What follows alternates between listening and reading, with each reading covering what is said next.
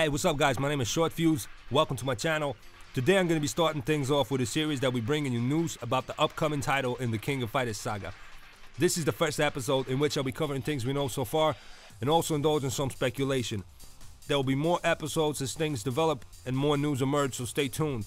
But just keep in mind that we know very little about the next entry in the series, and a lot of what you hear in this episode is either speculation, rumors from unconfirmed and or questionable sources, or very early semi-official news that could be subject to change in the future. When the game actually comes out, 90% of what I'm saying here could be wrong. That remains to be seen. Also, if you're a hardcore fan that keeps informed on SNK news, you probably already know most of this stuff. So don't expect anything too mind-blowing just yet. But hey, it's the first episode, and I gotta get the ball rolling somehow.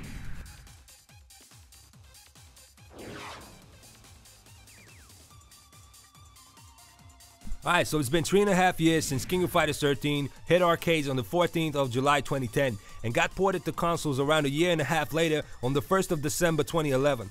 So what has SNK been doing all this time? Well, there's two schools of thought.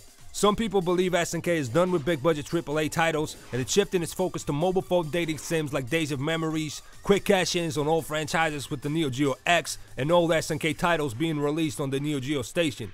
They see it as a has-been company that's trying to milk their old franchises for as long as they can before vanishing forever. But personally, I think all the casual games and Neo Geo re-releases are just fuel to finance their next big projects. It's no secret that SNK's been having financial trouble for a long time. Developing sprite-based fighting games is a Herculean task. It's a sinkhole of time, money, and effort. Now, SNK is hardly the monolithic juggernaut it used to be back in the 90s. These guys have been struggling for a long time, and I can see why some people thought King of Fighters 13 was going to be their swan song. One last memorable game to end all games. And in that aspect, as far as I'm concerned, it definitely delivered. Speaking as a fan who's been with King of Fighters since the very beginning in '94, and having played and loved them all, I can say that 13 was the ultimate King of Fighters title. Huge roster of characters, tight, spot-on controls and physics, a cancel-based combo system similar to Unlimited, SVC, and Neo Wave, but way more expanded upon, and beautiful sprite work. And thank God they went back to the panoramic camera view.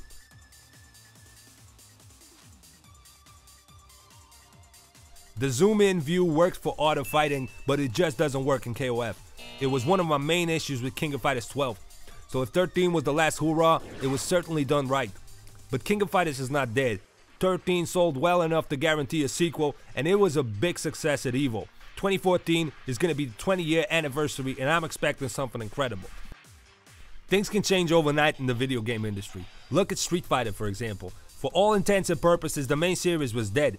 It's been 10 years since Street Fighter 3 came out, and even that was met with lukewarm receptions at best outside of the hardcore fighting game community. Sure, people warmed up to it over the years, and Third Strike is now widely regarded as one of the most technical and perfected fighting games of all time. But it seemed like the fighting game craze was over. But then enter Street Fighter 4. Just as it did with Street Fighter 2, it single-handedly revitalized the genre. It was a boom of new blood venturing into fighting games, fighting sticks being widely available in stores all over the world, a complete rebirth. When Street Fighter 4 came out, I felt like I was back in the mid-90s. Everybody and their grandmother was into fighting games, and I could just stop a random guy on the street and start a conversation about the subject. The fighting craze has definitely died down a lot lately, and it's slowly becoming more underground again, or a niche, if you will. Don't get me wrong, the community has always been strong and it always will be. But when the mainstream stops paying attention, that's when we start seeing a decrease in titles. So what I'm trying to say is, you never know. Maybe the next King of Fighters will be the start of something new that'll put SNK on the map again and reignite people's interest in traditional 2D fighters. Because let's face it, the only traditional 2D games still in existence are King of Fighters and Street Fighter.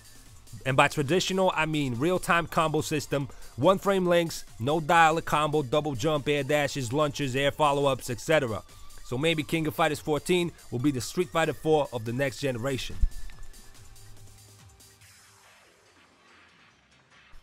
One thing that worries me a little though is the rumors that the next King of Fighters will be running on current gen PS3s and Xbox 360s, and I'm assuming Title X too. It's hard to get non-hardcore fans revved up over games that run on outdated hardware. Flash and glitter is what usually generates buzz, so I don't know. Maybe we'll be seeing two versions, current and next gen, but I highly doubt SNK has the money for that. I mean, scratch that. I know they don't.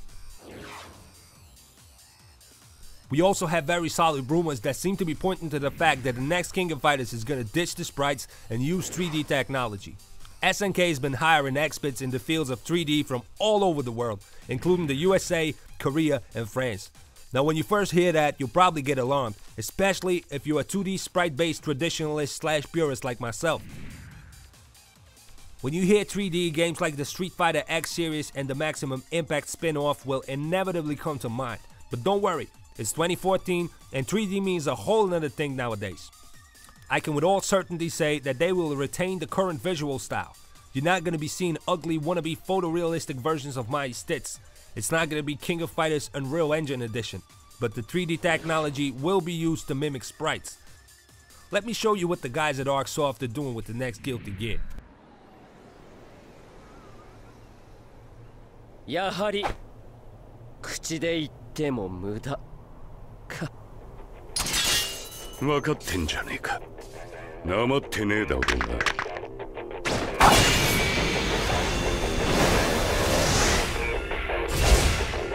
上等だ。All of this is 3D models, not a single sprite was used. Now that looks very good. And even though I always favor 2D sprites, I can't deny that this is more than close enough. They even use less frames of animation to make it feel closer to the real thing. Another shining example of 3D that made me get my hopes up was the King of Combat, a PC game developed in China by Jade Studios. It borrows a lot, and I mean a lot, from King of Fighters. And in fact, from what I understand, it was developed as an alternative to King of Fighters 13 for Chinese players who can't play it at home since China has a ban on consoles. SNK Plamer took notice of these guys and sort of partnered up with them, allowing them to use Terry and Benimaru as playable characters in the game. And the game looks fantastic. I think it's a no-brainer that the next King of Fighters will look at least this good.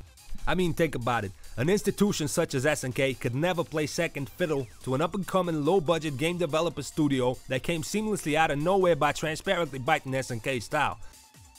Although I see it as an homage, and thank God so does SNK.